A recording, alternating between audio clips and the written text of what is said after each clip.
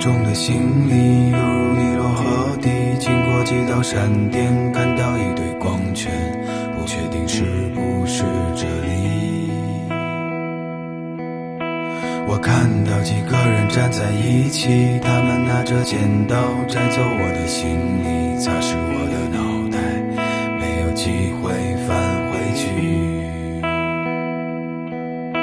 直到我听见一个声音，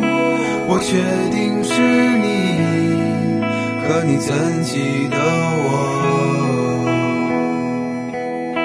我带来了临界的消息，可我怎么告知你，注定是一场相遇。